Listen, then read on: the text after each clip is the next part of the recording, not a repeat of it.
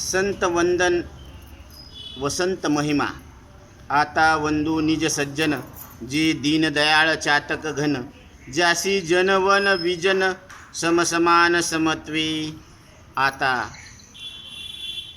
जे आत्म्याबद्दल बोलतात असे सज्जन महान विद्वान संत साधू जे दिनावर दया करतात, जे चातकासारखं साधकाची अमृतवृष्टी वर्षवून त्याची तहान भागवतात, जी ज्ञानाची तहान लागलेली आहे त्याला ती तहान भागवतात, असे जन वन आणि विजन.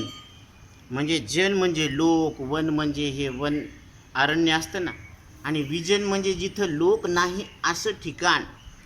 हे समसमान समत्वे, त्यांना एक दृष्टीनं पाहत असतात. कोणी उच्च नाही, कोणी नीच नाही, कोण लहान नाही, मोठा नाही, स्त्री नाही, पुरुष नाही, असा भेद नाही आहे तिथं.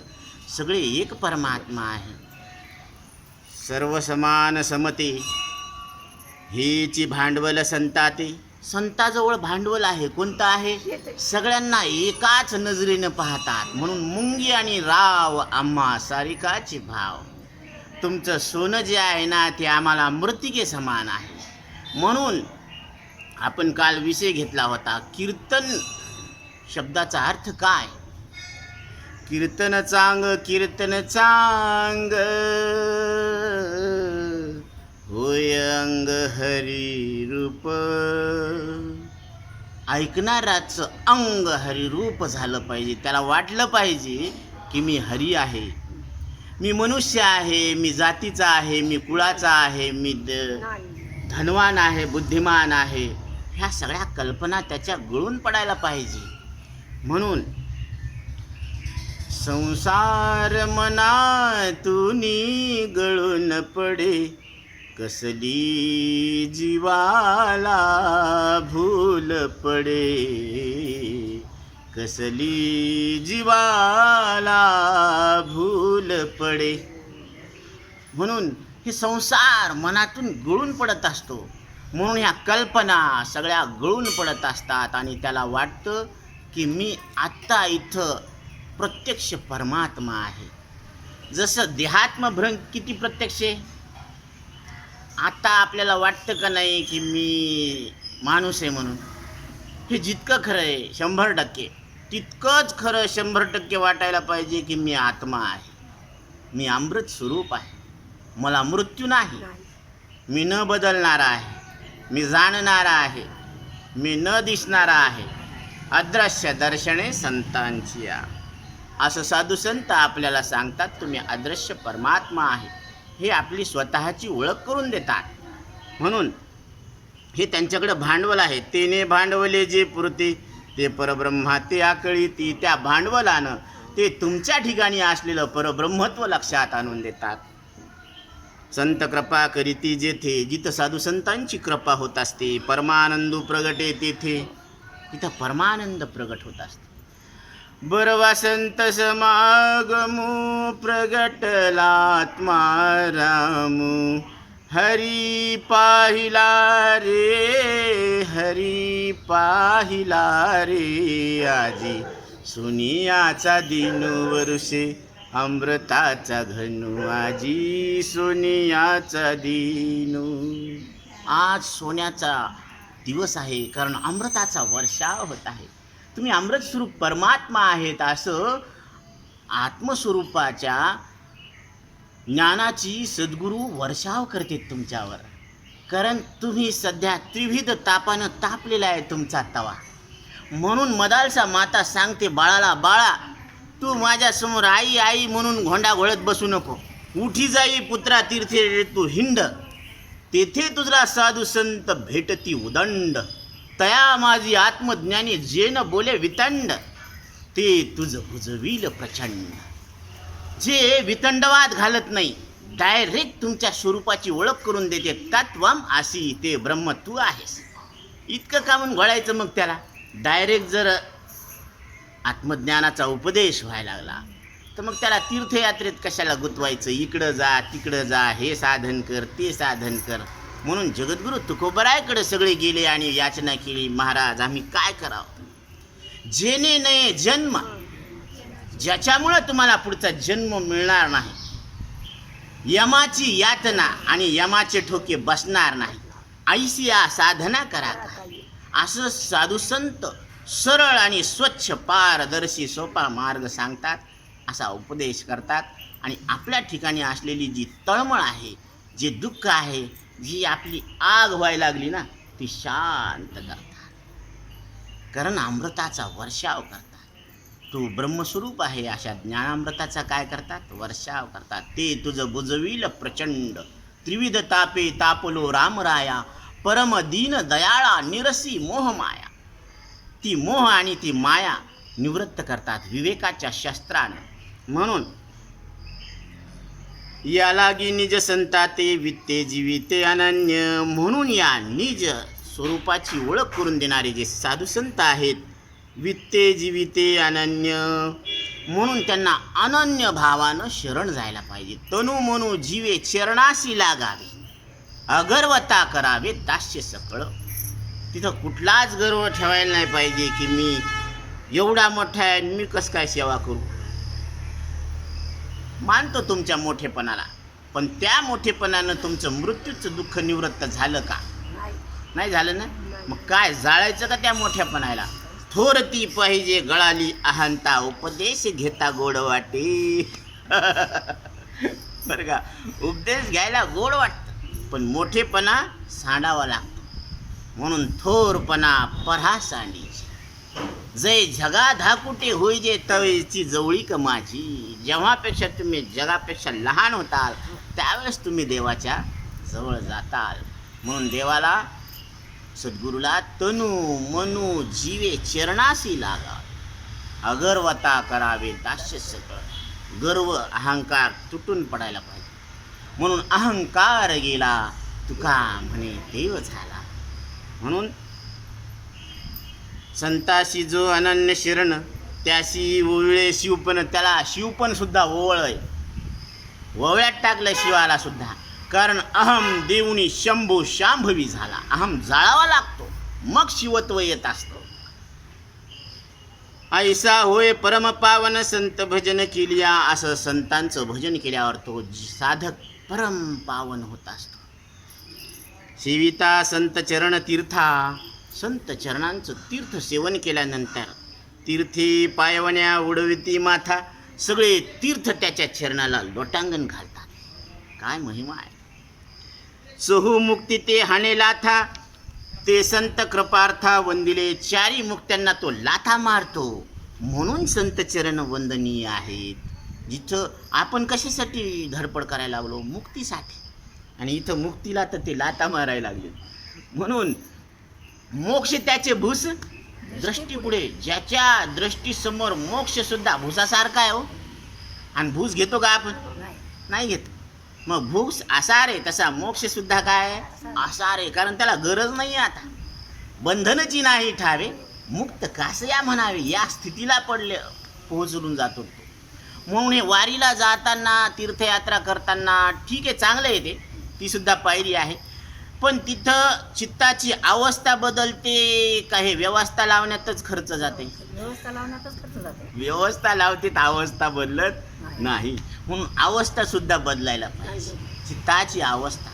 म्हणून चित्ताची आसन तुका करीतो कीर्तन. आता आपण बसलो बाबा या आसनावर, पण चित्ताचं आसन कसं करावं? चर्मासन, व्याघ्रासन पाहिलं बरं का, मृगासन पाहिलं, पण चित्ताचं आसन कसं करावं?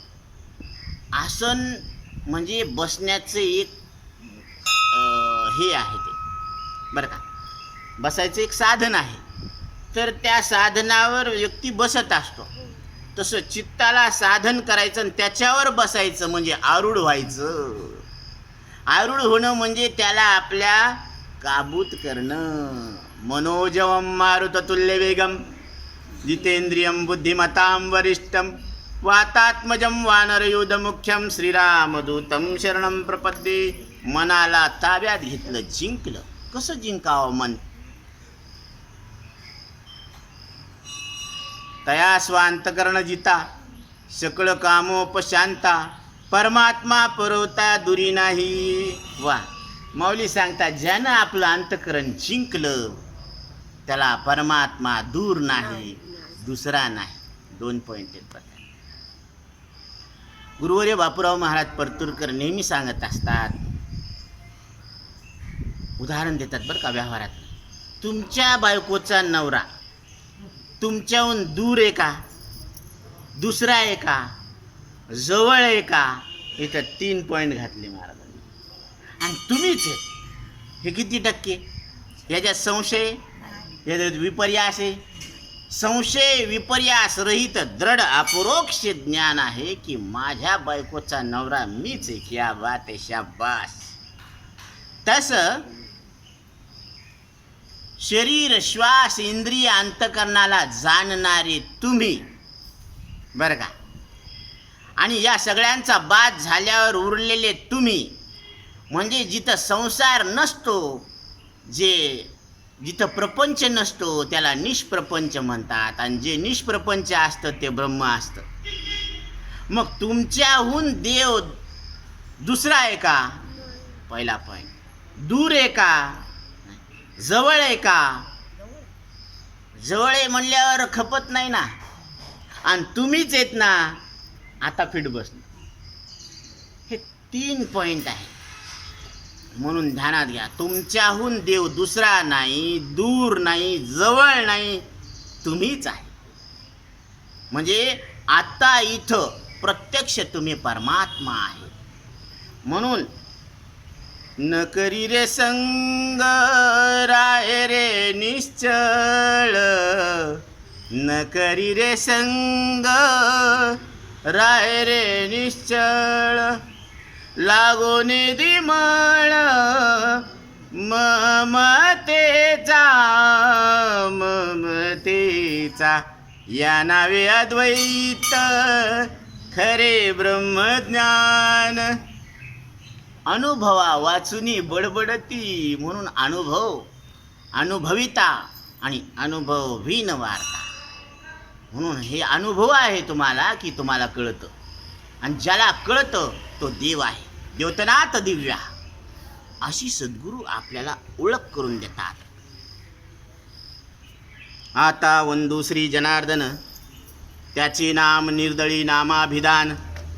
श्री जनार्दन स्वामींना आता नमस्कार करू, कारण त्यांच्या नामानं काय होत असते, अभिमानाचा नाश होतो. जीवाचे नुरे जीवपण, जीवाच्या ठिकाणी असलेला जो जीवपणा आहे ना तो उरत नाही, कारण जीवपणामुळंच सगळा घोटाळा झालेला आहे. म्हणून जीवपणा घेतल्या विन चालो नेदी साजने. साधू संताकडे गेल्यावर काय करतात ते, आपला जीवपणा काढून घेतात. म्हणून यमराज एका वेळेला एका श्वासाचं हरण करून नेतात, बरोबर आहे. पण सद्गुरू असे यमराज आहे जे एकाच वेळीस तुमच्या 184 शरीराचं हरण करून घेतात. सगळ्यात मोठे यमराज कोण आहे? सद्गुरू आहे. गुरुदेव हमारा प्यारा है सिद्ध जगत उजियारा. माझे सद्गुरू प्रेमळ आहेत, दयाळू आहेत, कारण त्यांनी मला मरणातून पार पाडण्याची कला शिकवलेली आहे. म्हणून जीव पण उरत नसतो, आणि जीव पण उरलं नाही की तेच ब्रह्म असतं. म्हणून जीवपणा, म्हणून मजही शरण रिगिजे आणि जीवित्वे चिवरीजे, धिक बोली या नलजे प्रज्ञा केवी. अरे ज्ञानोबराय सांगतात की तू मला शरण आला. देव सांगायला लागले तुम्हाला, आम्हाला. आपण देवाला शरण गेलो आणि आपल्या ठिकाणी जीवपणा तसाच राहिला असं बोलायला तुला लाज कशी वाटत नाही अर्जुना? याचा अर्थ काय? 100% गॅरंटी आहे की देवाला शरण गेल्यावर जीवाचा जीवपणा राहत नाही, आणि जीवपणा न राहणं म्हणजेच शिवपणा असणं. म्हणून जीव शिव दोन्ही एकरूप झाले. ते म्हणले, पण पुढं सांगितलं की मुळीच संचले जैसे तैसे. ते पहिलेच एक होते. ते आता तुमच्या घरी आलो आणि तुम्हाला विचारलं की आता तुमचं कसं काय चाललं? कसं काय चाललं म्हणजे आमचं बिघडलंच नाही तर आता कसं काय चालायचा प्रश्नच येत नाही ना. म्हणजे असं विचारणं सुद्धा खपत नाही तिथं. त्यांचं पहिलंच चांगलं होतं. दोघं सम्या रम्यानं राहत होते. दोघं दोघांचे भांडणच नाही. म्हणजे तुमचं चांगलं चालायला लागलं ना तर तिथं कसं चालायलं असं विचारू नये, कारण शंका येते तिथं. मग तसं हे पहिले एकच आहे, जीव कधीपासून देव आहे बरं?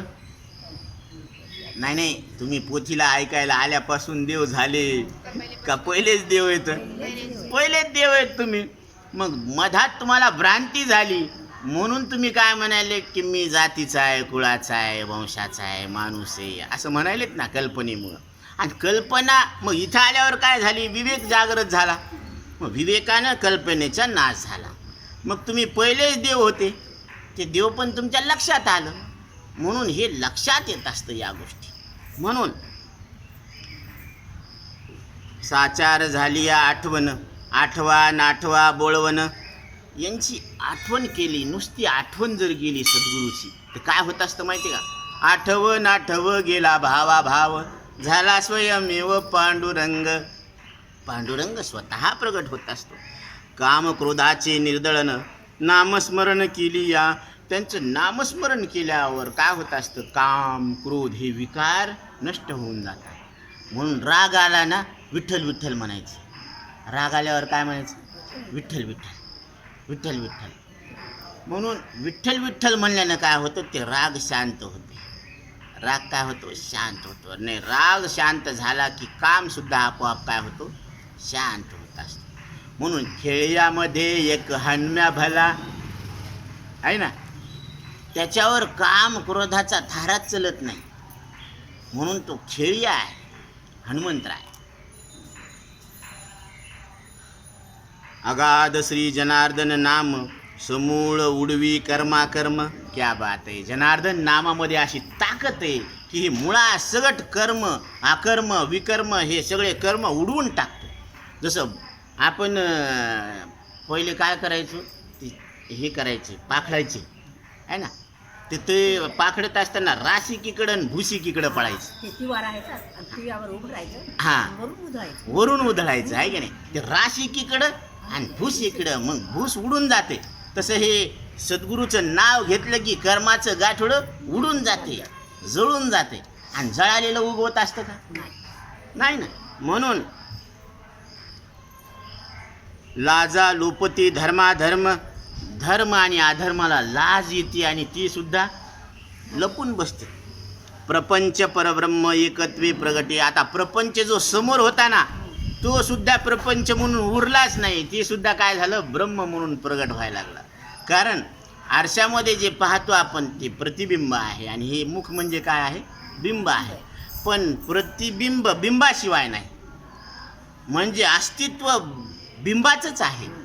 म्हणून तुझ सगुण म्हणो की निर्गुण रे, सगुण निर्गुण ऐक गोविंद रे. तुझ सगुण म्हणो की निर्गुण रे.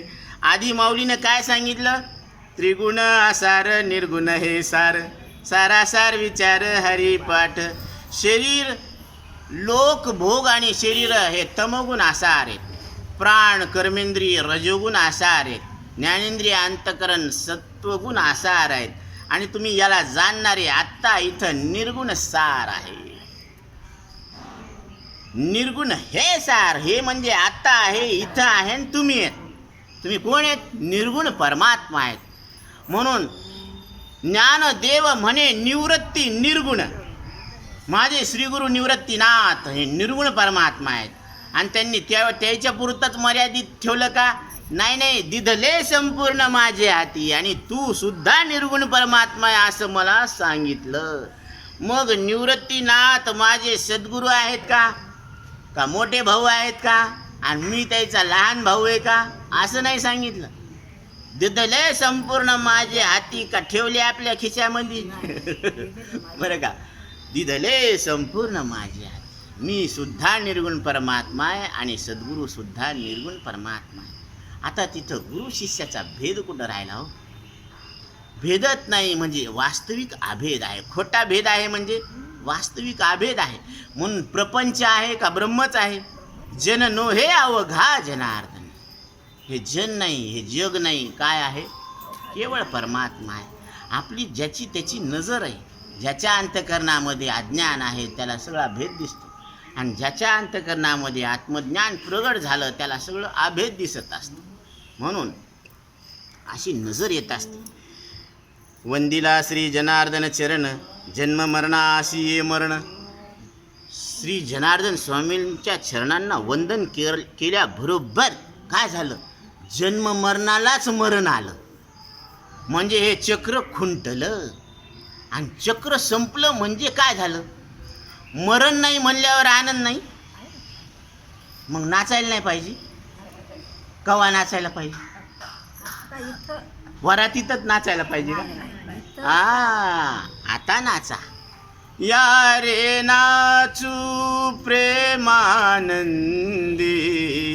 या रे नाचू प्रेमानंदी, राम नामाची या छंदी, राम नामाची या छंदी.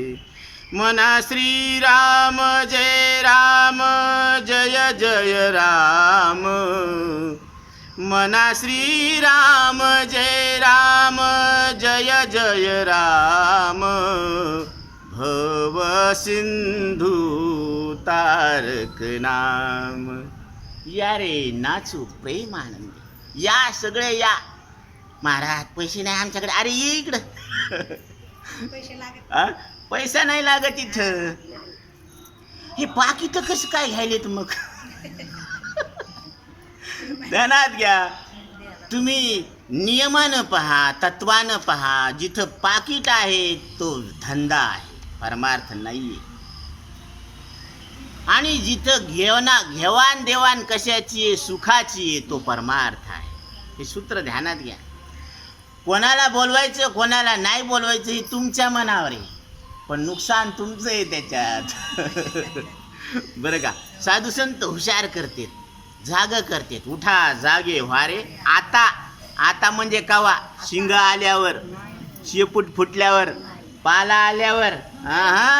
आता ज्यावेळेस तुम्हाला नरदे आहे त्याच क्षणी. म्हणून स्मरण करा पंढरीनाथा, भावे चरणी ठेवा माथा, चुकवा व्यथा जन्माच्या. भावनायुक्त अंतकरणानं तुम्ही त्या भगवंताला शरण जा आणि जन्म मृत्यूच्या दुःखातून पार पडा. ज्यासी झाली या अनन्य शरण, ब्रह्म परिपूर्ण स्वयं होती. ज्याला शरण गेल्यावर तो जीव पूर्ण ब्रह्म होत असतो. लिंगदेहाचे मर्दन. ध्यानात घ्या. लिंगदेहाचं काय होत असतं, मर्दन. 16 तत्वाचा लिंगदेह आहे, 17 तत्वाचा. 5 ज्ञानेंद्रिय, 5 कर्मेंद्रिय, 5 प्राण, मन आणि बुद्धी. तर लिंगदेहाचा नाश होतो. तेची जनाशी अर्दन. ते जनाला अडचण आहे ती अडचण दूर करतात. साधकाला कोणती अडचण आहे, या लिंगदेहाचा बाध होणं. आणि लिंगदेहाचा बाध एकदाच होत असतो, असं नेहमी करायची गरज नाही. म्हणून जोवरी लिंगदेह नाही भंगला, तोवरी मुक्ती कैची बापा. लिंगदेह हे शरीर सुटत, लिंगदेह तसाच राहतो. मग 184 योनीमध्ये हे लिंगदेह काय होतो, फिरत राहतो. ते मॉडेल बदलतेत पण लिंगदेह तेच आहे. म्हणून शरीर बदलतेत पण लिंगदेह तोच असतो. म्हणून जन्म घेणे लागे वासनेच्या संगी, तेची झाले अंगे हरी रूप. जन्म कशामुळं घ्यावा लागतो, वासनेमुळं. आणि वासना कशामुळं होतात, विषयामुळं. बरं का. विषयामध्ये चित्त अडकलं की त्याची वासना राहते, आणि त्या वासनेमुळंच जन्म घ्यावा लागतो. आणि ती वासनाच जळून जाते कुठं, संताच्या संगती. म्हणून करी गणना वेदानुवादू. वेद अनुवाद करून त्याची गणना करायला लागले, मोजमाप करायला लागले की हे लिंगदेहाचं यानं जाळून टाकला, हे मुक्त झाला. आता ते यमराज सुद्धा म्हणते थँक्यू, आता तुमच्याकडे येण्याची आम्हाला गरज नाही, परत कशाला यावं आम्ही. ती बी आपल्याला आभार म्हणते. म्हणून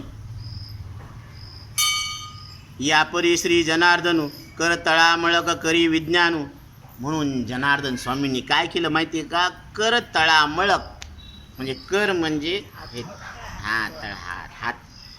आणि तळामळक म्हणजे त्याचा तळ, त्याच्यावर ठेवलेला आवळा. आता हा आवळा किती प्रत्यक्ष आहे?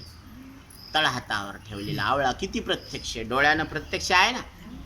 डोळ्याद्वारे अंतकरणामध्ये त्या आवळ्याचं ज्ञान व्हायला आता आहे, इथं आहे, म्हणजे प्रत्यक्ष आहे, प्रगट आहे. बरोबर आहे? याच्यात काही वाद, याच्यात काही शंका? आपल्या आवडत्या वस्तूची शपथ घेऊन सांगा बरं का. हो, उगट टलाटण हिंगण बेट करू नका. तर हे इतकं प्रत्यक्ष आहे ना. करतळी आवळे तैसा हरी, तसाच हरी आणि तितकाच हरी प्रत्यक्ष आहे, आणि ते तुम्ही आहेत. कारण आवळ्याचं ज्ञान अंतकरणामध्ये डोळ्याद्वारे कोणाला झालं? तुम्हाला झालं. म्हणजे तुम्ही कोण आहेत? तुम्ही शरीर आहेत का, श्वास आहेत का, इंद्रिय आहेत का, मन आहेत का? या सगळ्याला जाणणारे याच्याहून वेगळे येतं, वेगळे येतं. म्हणजे शरीराहून वेगळे आहेत म्हणल्यावर आकाराहून वेगळे आहेत, श्वासाहून वेगळे आहेत म्हणल्यावर क्रियेहून वेगळे आहेत, मनाहून वेगळे आहेत म्हणल्यावर विचाराहून वेगळे आहेत, आणि याच्याहून सगळ्याहून वेगळे आहेत म्हणल्यावर तुम्ही अमृत स्वरूप आहे. कारण हे सगळे मरणारे आहेत आणि तुम्ही न मरणारे आहेत. अमृतस्य पुत्र हा, अशी श्रुती आहे. तुम्ही कोणाचे? देवाचे आहे, अमृत स्वरूप आहे. मग तुम्हाला मरण नाही म्हणून तुम्ही आनंदात राहायला पाहिजे. असे सुकलेले तोंड घेऊन नाही बसायला पाहिजे. तोंड दिसे वरी जैसी फोडिली गवरी. आनंदाची छटा का नाही आहे? कोणाकडे पाहिलं की असंच तोंडावर 12च वाजलेले. रोते क्यों है तो बोले पैदा शाम मास की. काय का नाही? म्हणून आनंदानं राहायला पाहिजे. आनंदानं जीवन जगण्याची कला, आर्ट ऑफ लिव्हिंग, हे सद्गुरू शिकवतात. म्हणून करतळामळ करी विज्ञानू, त्या करतळामळाचे व्याख्यानू करावया आपण प्रेरक झाला. त्यांनीच मला प्रेरणा दिलेली आहे, आणि त्यांच्या प्रेरणेनं मी ह्या हस्तामलकाचं जे व्याख्यान आहे ते सांगायला मी प्रवृत्त झालेलो आहे. ग्रंथपीठिकेचे रूप, या ग्रंथाचं स्वरूप कसं आहे माहिती का? 12 श्लोकी चिद्रत्न रूप, 12 श्लोकाचे रत्न आहेत, आणि हे एका ओवीमध्ये म्हणजे ओवलेले आहेत. परमानंदे स्वरूप अद्वैत दीप प्रकाशिला, परमानंद स्वरूप आहेत, आणि हे ऐकल्याबरोबर तुमच्या ठिकाणी असलेलं अद्वैत दीप, अद्वैत दिवा प्रकाशित. अंतरीचा ज्ञान दिवा मालवून कोरी, अंतरीचा ज्ञान दिवा मालवून कोरी. हरिभजना विन काळ, हरिभजना विन काळ घालवून कोरे. अंतरीचा ज्ञान दिवा मालवून कोरे. अंतरीचा ज्ञान दिवा मालवून. कारण तुम्ही अमृत स्वरूप परमात्मा आहेत, हे तुमच्या अंतकरणात सहज ज्ञान आहे. कसं? तुम्हाला वाटतं ना मी पूर्वीचा आहे? वाटतं ना तुम्ही? मी पहिलाच आहे, मी पहिलाच आहे. शरीर तर पहिलं नाही, इंद्रिय पहिले नाही, श्वास पहिला नाही, ते विचार पहिले नाही, पण तुम्ही पहिलेच आहे. मी पूर्वीचाच आता आहे म्हणजे सत्य आहे. तुमच्यात बदल झाला, आणि जे बदलत असतं ते मरत असतं, आणि जे मरत असतं ते देव नसतं, हे शास्त्राचा सिद्धांत आहे. म्हणून काय सांगितलेलं आहे की ध्रुवम जन्म मृतस्यच तस्माद परिहार्यर्थे नत्वम शोचितुमर्हसि. जे जन्मतं ते निश्चित मृत्यू पावत असतं, आणि जे मृत्यू पावत असतं ते निश्चितच जन्मत असतं. म्हणून ध्रुवम जन्म मृतस्यच तस्माद परिहार्यर्थे नत्वम शोचितुमर्हसि. उपजेते नाशी नाशिले पुनरपि दिसे. हे घटिका यंत्र जैसे परिभ्रमेगा. जे उत्पन्न होतं नष्ट होतं, आणि तेच पुढं सारखं चालू राहतं असं. पण इथून कोण सुटलं? जे सर्व भावे मज भजली, तया आयलीच थडिये सरली माया नदी. म्हणून तू येथे एकच लीला तरली, इथं एकच लीला तरलेली आहे, जे सर्व भावानं मला शरण आलेले आहे. म्हणून तू मन हे मीची खरी. तू काय कर, हे मन मला अर्पण करून टाक. मन अर्पण केलं की मग सगळं मोक्षाची जबाबदारी सुद्धा त्याची आहे. म्हणून मन अर्पण करायला पाहिजे देवा. अनपत्या एक आपत्य, जन्मला सकळ शमांत, जैसा देहा माझी दीपगुप्त, तैसा ब्रह्म सदोदित. जन्मला एका अनपत्याला म्हणजे त्याला पुत्रप्राप्ती होणार नव्हती, पण त्याला त्याच्या भाग्यानं एक पुत्र झाला. जन्मला सकळ शमांत, सगळ्याचं शमन करणारा झाला, दुःखाचं शमन करणारा झाला. जैसा देहा माझी दीपगुप्त, या देहामध्ये गुप्त आहे ना दीप, तो आत्म दिवा, आत्मज्योत नजर नाही आती. म्हणून ज्योतिषाम पित ज्योतिष तमसा परमुच्यते. म्हणून ज्ञानोबराय सांगतात की आत्मज्योती नजर नाही आती. तुम्ही ज्योतीची मी निज ज्योती, ही ज्योती जड ज्योती, सूर्यज्योती आहे ना, जड ज्योती, आणि त्या ज्योतीला प्रकाशन करणारा मी आत्मज्योती, ती डोळ्यानं दिसत नाही. मग आपण डोळ्यानं दिसतो का? मग आपण रूपाचा अभिमान कशाला धरायचा? तारुण्याचा अभिमान, शक्तीचा अभिमान, पैशाचा अभिमान, बुद्धीचा अभिमान. माझ्यासारखं सांगताच येत नाही. अरे असे किती आले आणि गेले. आज बुद्धी आहे म्हणून सांगता यायलं, उद्या बुद्धी भ्रष्ट झाल्यावर सांगता येईन का? बालपणात कुठं सांगणं होतं? ब्रह्म नव्हतं का?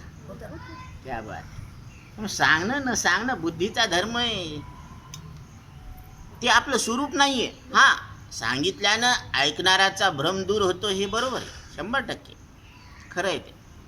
पण ते सांगणं सुद्धा निष्काम बुद्धीनं असा, निष्काम बुद्धी. तैसा ब्रह्म सदोदित, जन्मला असं चालतं बोलतं ब्रह्म जन्माला आलं. ज्याशी बहुसाल आपत्ती, तो अखंड भोगी आपत्ती. ते ज्याला लय लेकरं बाळ आहेत ना, त्याला लय मोठ्या अडचणी येतात, लय दुःख झेलावं लागतं. एकाचा डब्बा, एकाला ऑफिसला जायचं, एकाला शाळेत जायचं, एकाला आंघोळ घालायची, बरं का. हे असं अखंड भोगी आपत्ती. ते या लागी नाव आपत्ती, जाणून वेदार्थी अभिधान केले. म्हणून वेदाच्या अर्थात असं अभिधान केलेलं आहे, याला आपत्ती म्हटलेली. आपत्ती येते, आपत्ती म्हणजे लेकरं सुद्धा कधी कधी अडचण होती हो. तुम्हाला काय सांगावं, म्हातारपणी ज्यावेळेस त्यांची आशा असते की यानं मला आधार द्यावा, त्यावेळेस ते सरळ हात वर करताना त्यावेळेस त्याला अडचण होती. याला आम्ही रजाचं गज केलं, हाडाचे काडं केले, रात्रीचा दिवस केला, याला लहानाचं मोठं केलं, आणि आज मला गरज आहे तर हा मला सांभाळायला तयार नाही. ही आपल्या भारतीय संस्कृतीमध्ये फार मोठी विटंबना आहे की सगळे शिकलेले लोकच काय करायला लागलेत, पाचवा आश्रम खोलायला लागलेत, वृद्धाश्रम.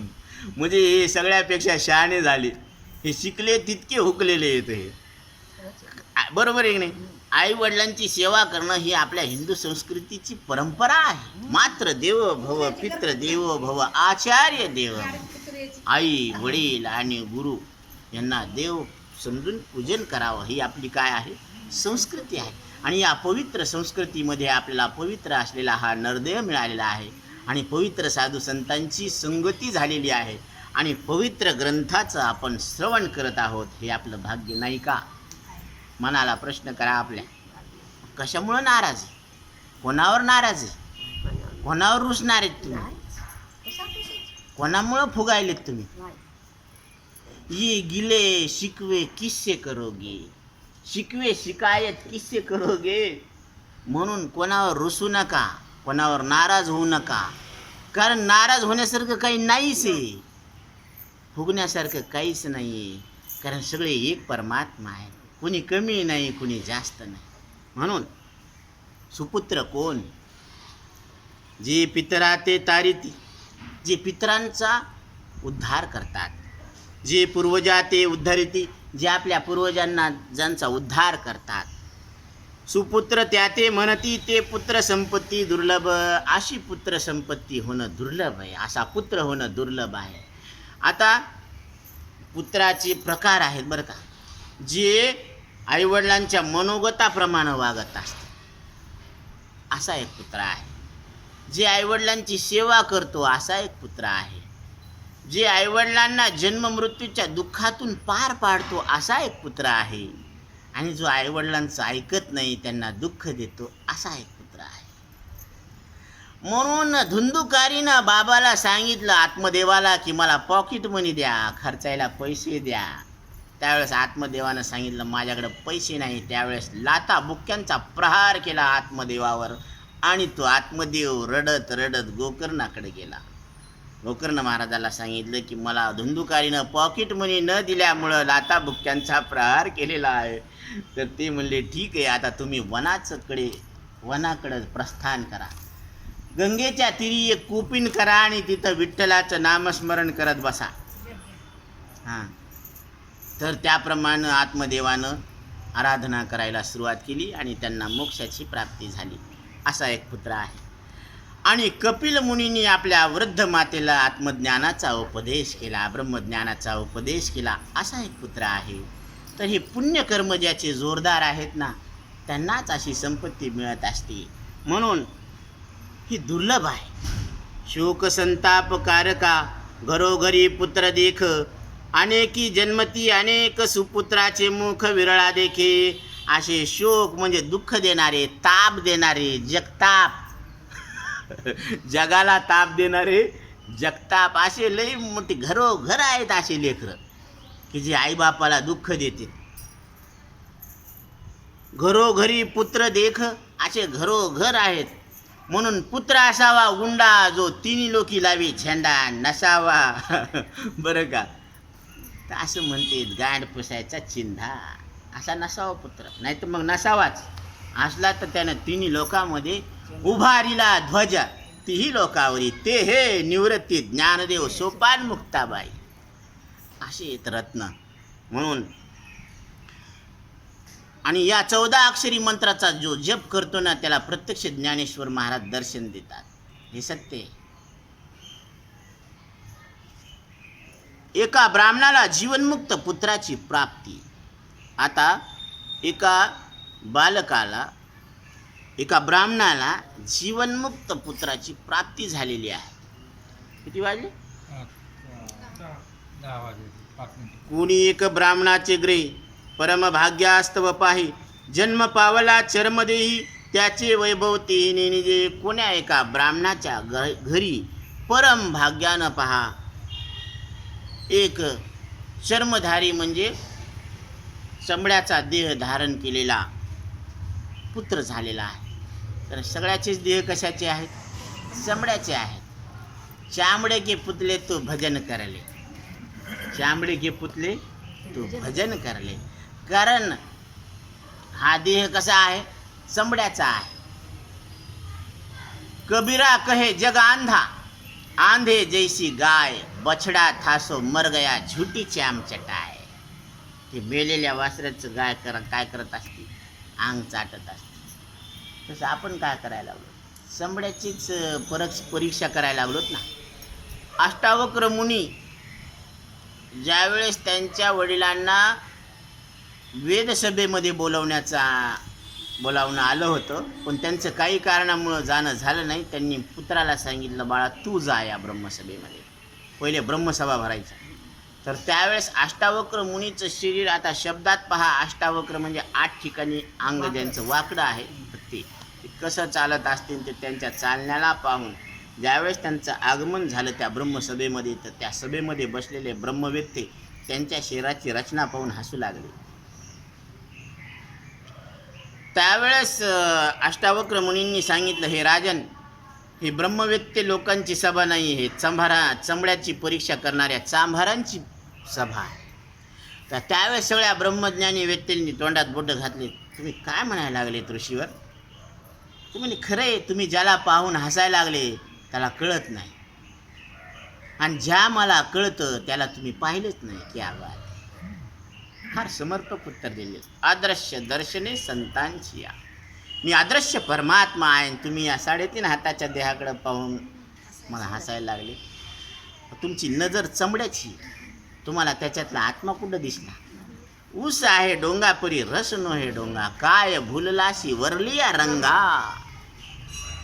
अबीर गुलाल उधळीत रंग नाथा घरी नाचे माझा सखा पांडुरंग अबीर गुलाल उधळीत रंग नाथा घरी नाचे माझा सखा पांडुरंग. माझा सखा पांडुरंग कुठं नाचायला लागला? नाथांच्या घरी. कारण नाथांच्या घरी देवानं बरं का 12 वर्ष पाणी भरलं खंड्याच्या रूपामध्ये. खंडू आजही ते रांजण भरतं बरं का. हां कावड. तर ते नाथ महाराजांचं एवढी क्षमता आहे की त्यांच्या घरी देव राबू लागले आणि त्यांच्या कीर्तनामध्ये नाता घरी नाचे माझा पांडुरंग नाचायला लागले. कारण त्यांनी हे ज्ञान प्रगट केलेले आत्मज्ञान हे ज्ञानाचे सागर आहेत ते. म्हणून जीवी शुक्तिके माझी रत्न का लोहा माझी गुप्त घन तेवी याचे हृदयीचे ज्ञान इतर जननेन ती. जसं शिंपला असतो ना त्याच्यामध्ये मोती असतं ते दिसत नाही, ते बघावं लागतं पाण्यात जाऊन. का लोहा माझी गुप्त धन, त्या लोखंडामध्ये काय असतं? गुप्त धन असतं, पण ती कुणी पाहत नाही म्हणून ती म्हणतात ना त्याला नजर लागत असते. ती पायाळूला पाणी दिसतं आहे ना, तसं कोणाला जमिनीतलं धन दिसतं. तसं सद्गुरू असे आहेत की ज्याला याच्यातलं धन दिसतं, आत्मधन दिसतं बरं का. आत्मधन कोणाला बी दिसत नाही. पायो जी मैंने राम रतन धन पायो, पायो जी मैंने राम रतन धन पायो. खर्च ना कोई चोर न लेवै, दिन दिन बढ़त सवायो. पायो जी मैंने राम रतन धन पायो. हे सद्गुरूनं कृपा करून मला दिलेलं धन आहे. कोणतं धन? रामरूपी रत्न. हेच माझं धन आहे, हीच माझी आयुष्याची कमाई आहे. म्हणून हे धन मला सद्गुरूने दिलेले. सद्गुरू आत्मधन देतात. राम तैसा हृदयामध्ये मी राम. मग हृदयामध्ये राम आत्ता आहे, इथं आहे, प्रगट आहे आणि ते तुम्ही अशी ओळख करून देतात. ते सद्गुरू आहेत, ते संत आहेत. तेवी याचे हृदयचे ज्ञान इतर जन नेनती. मग हे बाकीच्या लोकांना कळत नसतं. आता कोण्या देहामध्ये आत्मज्ञान आहे आपल्याला काय माहीत? पण कोणाला आपण कोणाची परीक्षासुद्धा घेऊ नाही. कोण्या देहात कधी उत्पन्न होईल काय सांगता येत नाही. कोणाचा अधिकार केवढा मोठा आहे. काना वचनाची या भेटी सरिसाची पै किरीटी, वस्तू होऊनी उठी कोण्या जोगी. कोण्याला एकाच प्रवचनात समजून जाते. ती म्हणे चला ना आता, आता कशाला जायचं, काम झालं म्हणे. ती म्हणे एकदाच का? हो एकदाच. अधिकार असतो. कोहम भावे करावे रुदन. आता लेकरं काय होत असते झाल्यावर ते त्याला असं पाणी शिंपलं की ते रडत असते है ना. कसं रडते तुम्हाला माहिती आहे सगळ्याच्या आणून वा वा वा करते आहे का नाही. रडतेत ना लेकरं. आता वेगवेगळे प्रकार असतात रडण्याचे, पण लहान लेकरं रडतात का नाही. पण हे बाळ रडणं बरं का. सोहम भावे हास्यवदन. मी सोहम सोहम हा बीज मंत्र आहे बरं का. तुम्ही अजून पहा, डोळे बंद करून पद्मासनामध्ये बसा, ज्ञानमुद्रेमध्ये. पाठीचा कणा ताट 90 डिग्री सेंटीग्रेडमध्ये आणि श्वासावर लक्ष केंद्रित करा. श्वास घेत असताना सो आणि श्वास सोडत असताना हम असा आवाज येतो का नाही. तुम्ही पहा, कान लावून ऐका, त्या श्वासातून असा आवाज येतो. तर हा सोहम बीज मंत्र आहे नामस्मरणाचा. म्हणजे सो म्हणजे या सृष्टीमध्ये जे तत्व विस्तारलेलं आहे ना तेच या देहामध्ये विद्यमान आहे. आणि जे तत्व या देहात विद्यमान आहे ना तेच तत्व या सृष्टीच्या रूपानं विद्यमान आहे. म्हणून सृष्टी आणि मी दोन नाही, एकच आहे. हे सोहम मंत्र. सोहम मंत्रे हास्य, सोहम भावे हास्यवदन. दोन्ही सांडून आपण मुळीचे मौन अखंडत्वे. हे दोन्ही सोडून दिलं त्यानं आणि अखंड मौन धारण केलेलं आहे. असं हे बालक आहे. आणि या बालकाबद्दल अजून नाथ महाराजांनी सांगितलेले हा विषय आपण नंतर. पुंडलिका वरदे हरी विठ्ठल श्री